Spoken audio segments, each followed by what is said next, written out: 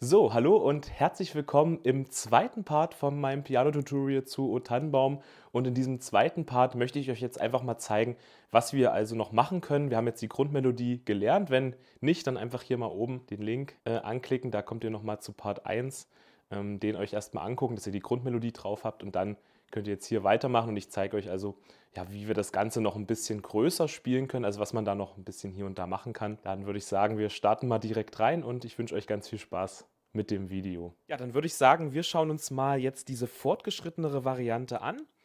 Ne, wir hatten ja im letzten Part ja diese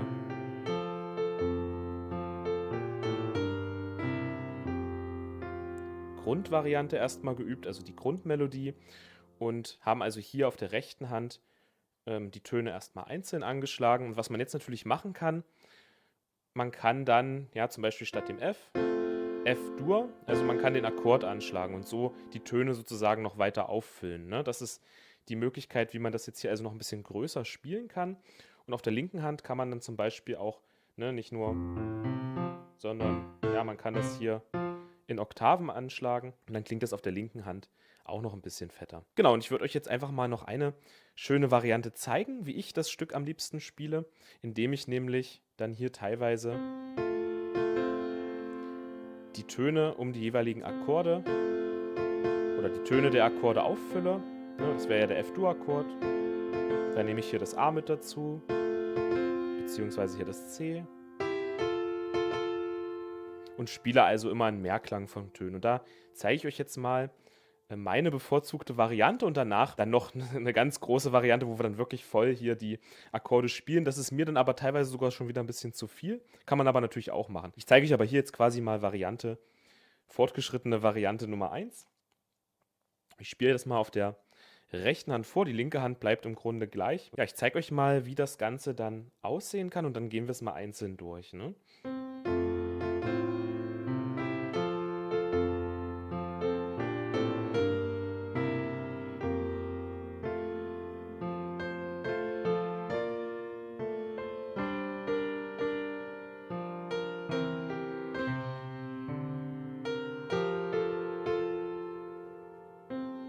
Ja, dann wieder natürlich der erste Part.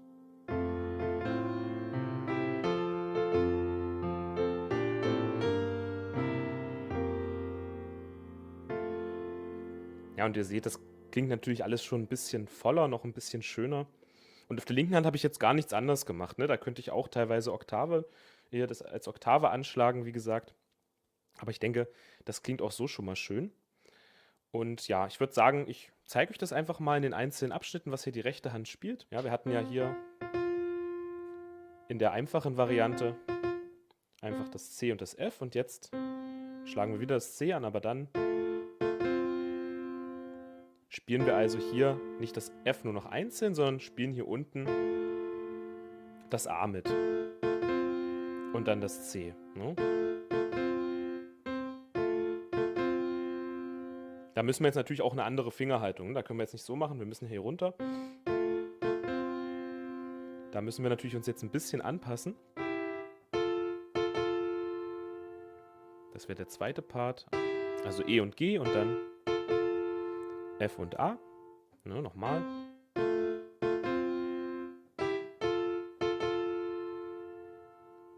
Der Rhythmus und der Rest bleibt ja gleich, nur dass wir jetzt, na beziehungsweise, hier nehme ich gern das C.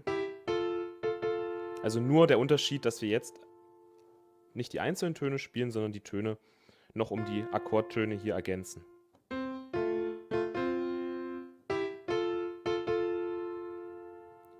Dann geht's weiter.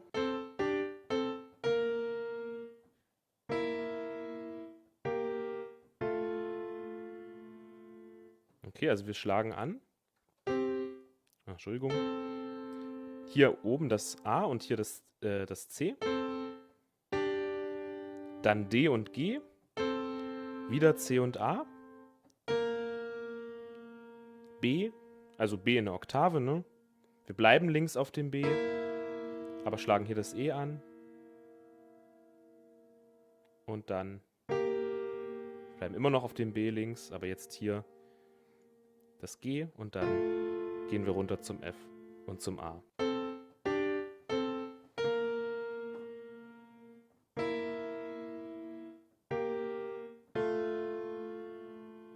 Nochmal der komplette Abschnitt, der erste, ne?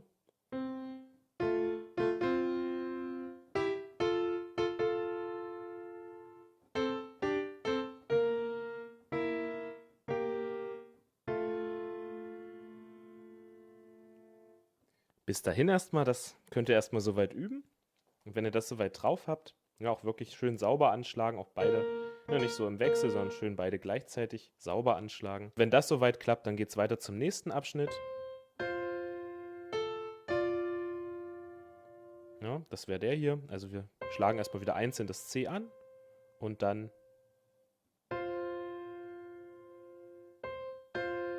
nehmen wir hier das F dazu, einzeln das A, bleiben hier auf dem F, hier oben das D, ja.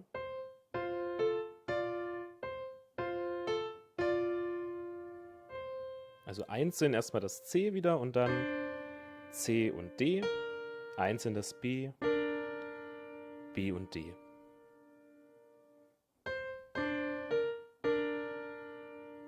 Ja. Übrigens, also wann du jetzt hier Töne zusammenspielst, kannst du natürlich, das ist jetzt nur meine Empfehlung, wie ich das immer gerne spiele, kannst du natürlich selber entscheiden. Ne? Du kannst auch das so anschlagen, ja, geht auch. Aber ich finde hier, ne, wenn man jetzt nicht immer beide Töne zusammen anschlägt, hat es noch ein bisschen mehr, ja, noch ein bisschen mehr Dynamik. Also ist es irgendwie noch ein bisschen spannender, als wenn ich jetzt, finde ich, klingt nicht ganz so schön. Das klingt irgendwie besser. Ne? Dann nochmal.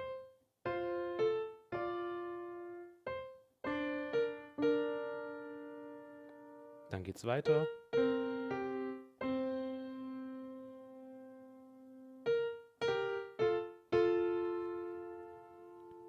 Das ist also dann der zweite komplette Abschnitt.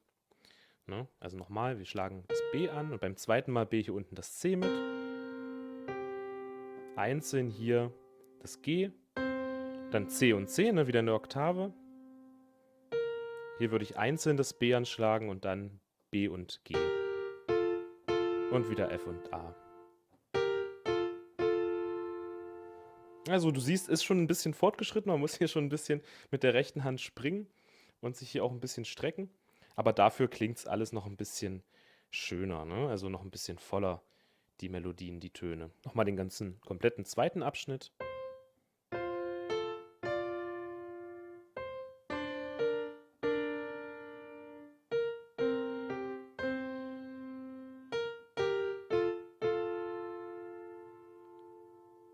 Und das ist es schon. Und dann wieder von vorne.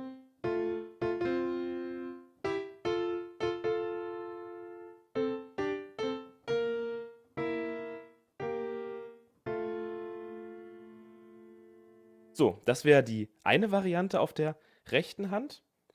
Jetzt natürlich das Ganze dann auch mal mit der linken Hand üben. Die linke Hand musst du jetzt erstmal gar nicht verändern, sondern üb das erstmal so mit der Variante hier von der rechten Hand. Ne?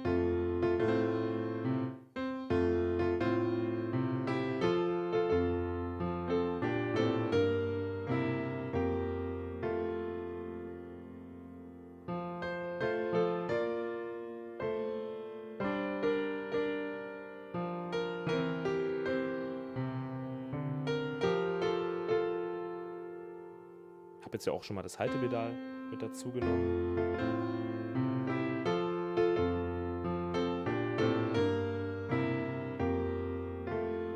Ja, und das klingt doch schon richtig, richtig schön. Also das ist die erste fortgeschrittene Variante für dieses Video. Und dann gibt es noch andere Möglichkeiten, die man machen kann. Also man kann dann zum Beispiel, wir bleiben mal noch bei der rechten Hand, schon anfangen, jetzt alles in Akkorden zu spielen. Ne? Also hier schon, wo wir sonst nur das C, also hier das C schon im Akkord, und zwar ist das hier die erste Umkehrung, ne? Grundakkord, erste Umkehrung.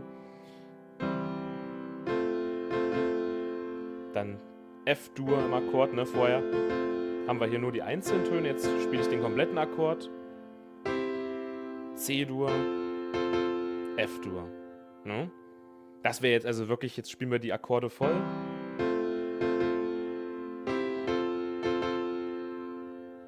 Dann klingt das natürlich noch fetter, ne, wenn man es noch fetter haben will. Mir ist das schon ein bisschen zu viel, weil ich finde, O Tannenbaum ist ein ruhigeres Lied, das muss man nicht ganz so fett spielen. Aber natürlich, wenn man es mal so ganz orchestralisch hier spielen will, dann kann man das natürlich auch machen. Also das kannst du erstmal üben, wenn du es jetzt, kannst du ja mal probieren, jetzt hier so mitzuspielen. Ne? Also wir starten mit C-Dur, E, G und C, dann F-Dur, G, C und F, A, C und F, C-Dur, C, E, G und wieder F-Dur, aber diesmal in der zweiten Umkehrung hier, also C, F und A. Genau, dann geht's weiter. Nochmal F-Dur. Jetzt gehen wir hier hoch und spielen B, D und G. Wieder F-Dur. Das hier ist G-Moll. Ja. Also gehen hier eigentlich einfach nur hoch, ne? Ja. Und du siehst, eigentlich gehen wir immer nur eine Stufe hoch. Dann, das ist der C7-Akkord. Da spielen wir G, B, C und E. Wir bleiben in C7, aber eine Stufe höher. Und F-Dur. Ja, also du siehst, das ist nun wirklich schon ein bisschen komplexer. Da muss man hier wirklich schon gut die Akkorde kennen und anschlagen. Aber dann klingt das natürlich noch ein bisschen voller, ne?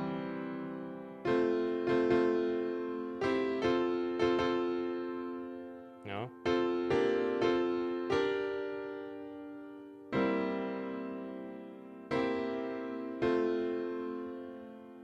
Das kann man natürlich dann so weitermachen, ja. Aber wie gesagt, hier finde ich es wirklich schön, dass es nicht so, also vor allem bei dem Part, würde ich es persönlich nicht so voll spielen. Der Vollständigkeit halber zeige ich es dir aber trotzdem mal. Ja. Genau, das wäre dann hier. Also C, F-Dur, F-Dur, aber nur die ersten beiden Töne. Und dann B-Dur, also F, B und D. Dann, ja genau, G-Moll wieder, D, G und hier das C. Würde ich dann einzeln anschlagen, das B.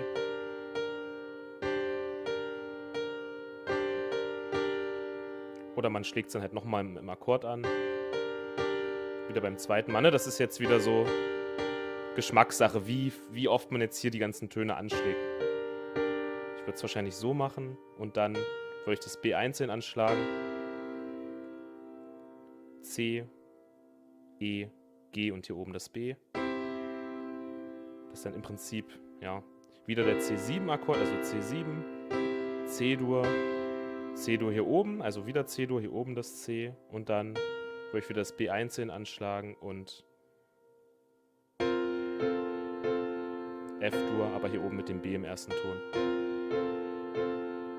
Ja, und das wäre dann im Prinzip mal so diese komplette Akkordversion. Wie gesagt, ich persönlich finde es schon ein bisschen zu viel, aber man kann es natürlich auch mal ausprobieren, um auch mal hier die Akkorde so zu spielen. Wie gesagt, das ist immer eine persönliche Präferenz, wie viel man damit einbauen will, wie groß man das spielen will. Ne? Ich spiele es hier nochmal komplett vor.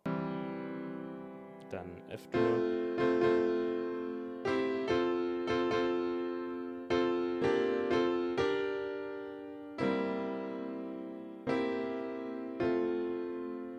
Ja.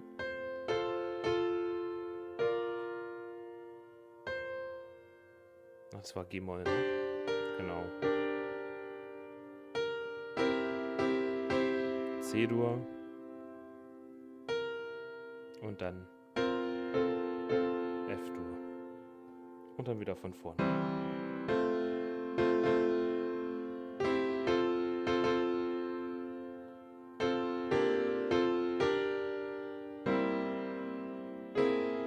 Oh, das war falsch. Hier natürlich das G und dann F. Und jetzt kann man natürlich mit der linken Hand das noch voller spielen, ne? Hier würde ich wieder einzeln hochgehen, aber den ersten. Ja, das kann man ja so jetzt mit der linken Hand machen, dass man hier zum Beispiel in der Oktave den Grundton nochmal mitspielt, ne? Bam, das klingt natürlich schon richtig fett. Und wenn man es noch ganz speziell machen will, kann man dann hier noch nacheinander spielen. Also ich schlage im Prinzip so an. Ne? C, C und dann die rechte Hand. Aber das halt ziemlich schnell. Ja.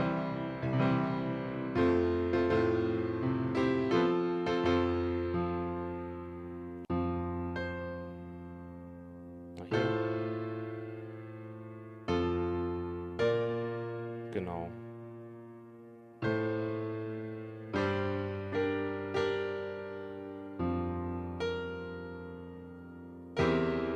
Ja.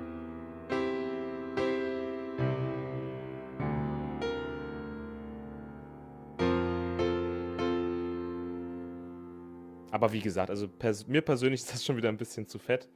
Und dann wieder, ne? Ja.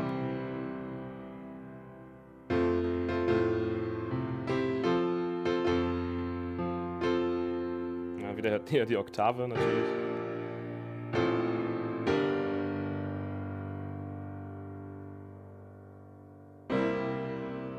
C, genau. Und das würde ich hier oben spielen. Das F. Genau. Ja, also das wäre jetzt so die ganz große Variante, aber wie gesagt, also da würde ich schon erstens mal wahrscheinlich gar nicht hier in den Oktaven auf der linken Hand spielen, sondern wird das weiter so spielen, wie wir es vorher hatten, weil das ist dann mir doch ein bisschen too much. Höchstens vielleicht den Anfang hier, das finde ich ganz cool, ne? Das klingt schon cool, um das so einzusteigen. Ja.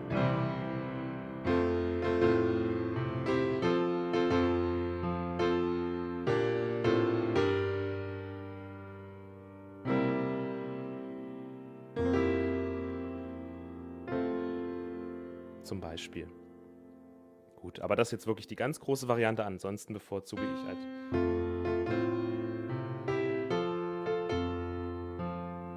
so hier, ne? Das finde ich sehr schön.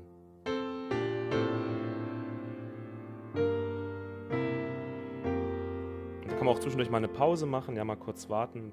Wie gesagt, da ein bisschen Dynamik reinbringen, ne?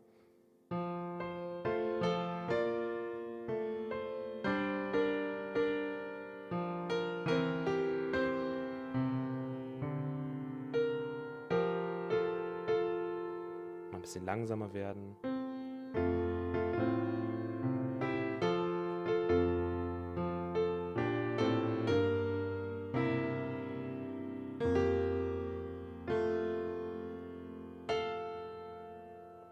Und so weiter und so fort. Aber ich denke, das reicht erstmal für dieses Video. Spiel es nicht einfach nur so stumpf runter, sondern versuch auch ein bisschen Gefühl reinzubringen. Dann klingt das Ganze natürlich noch ein bisschen schöner, ein bisschen Dynamik, lauter, leiser werden, ja, ohne das jetzt zu übertreiben. Da reichen wirklich einfach Kleinigkeiten, ne? Da ist weniger auch mehr, dass du dann einfach wirklich mal versuchst, da ein bisschen Gefühl reinzubringen. Und dann klingt das Ganze schon richtig, richtig toll. Ja, also das hier zusammen mit dem ersten Part dann mein komplettes Tutorial zu, ja, O Tannenbaum. Viel Spaß hier mit O Tannenbaum, mit diesem Tutorial und ich hoffe, wir sehen uns auch in einem weiteren Video meinerseits nächste Woche.